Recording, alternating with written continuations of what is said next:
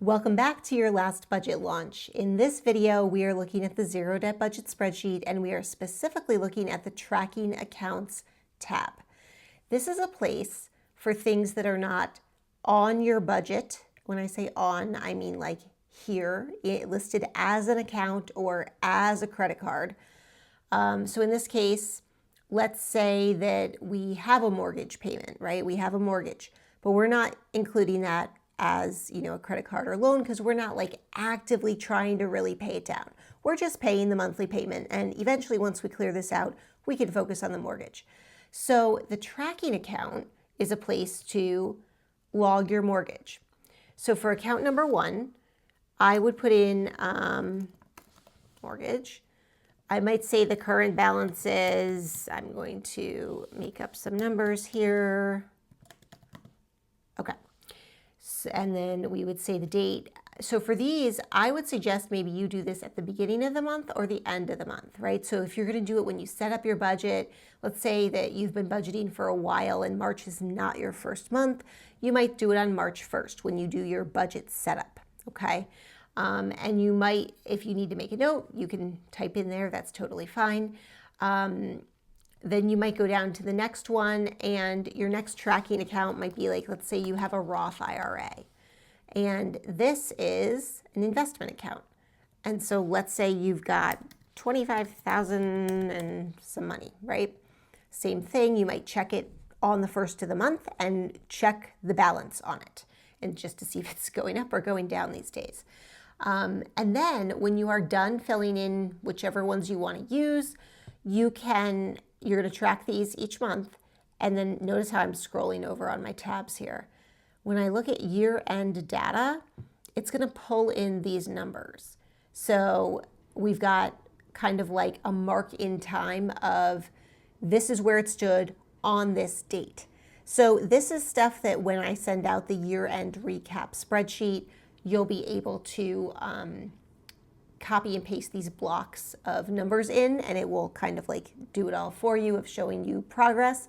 But in the meantime, you can always just kind of like print this page or grab this sheet and compare month to month. Where did it stand for where your tracking accounts were? Another thing you could consider is some people like have a car loan, but they don't have it listed as debt, because it's maybe they have so many credit cards, so much credit card debt that it's like, you know what, at this point, like let's just see where we are, like whatever. And so maybe the car loan is just something you're not actively trying to pay down. You're just trying to keep track of the balance and pay the minimum, and you'll get to it when you're done with the higher interest debt. So you could track your car loan in here.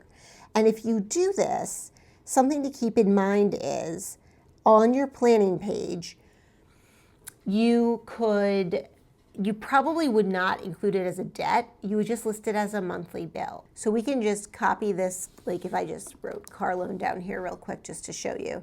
I would then say, okay, it's due on the 27th of the month, and I need to pay $608. Now up at the top, as I do this number is gonna like freak out and be like, you're over by $608. But I would just go through and take that out. And so now what that's going to look like is I'm still at 0. I just moved where it was in my budget. And if I have my car loan listed as a monthly bill, I'm going to use the pink section just to pay the bill like I would with, utilities or cell phone. And it's not a debt payment. And in the end, it doesn't really matter at all. All that matters is that, like, for example, I had it listed here and I funded it. I'm going to move that 608 down here. And we're still at 0 because it's the same thing. But now when I go, I'm just going to list it as spending and put it in here and say car loan, and it came from my checking. And so now that's been paid. And what's going to happen is instead of having it listed as a debt where one of these purple sheets is going to track the change in the number for me, right? Like, because this is this will reflect all the changes to your account as you put them in. What's going to happen is the next month when I go into my tracking account, I would check the balance on my loan, and it's going to be like this number minus 608, but then plus the interest, and it would have a new number here. So I don't know, I'm just going to make something up, like I didn't do the math. Okay, let's say it was this, right? So you would just update this, and we would be in April at this point, and this number would look, this date would look like this. And so you're just keeping track, and it's just going to be a regular expense. So if you want to add any liabilities, like any kinds of debts, you can absolutely do that. This is meant for things that are not listed as an account in your budget.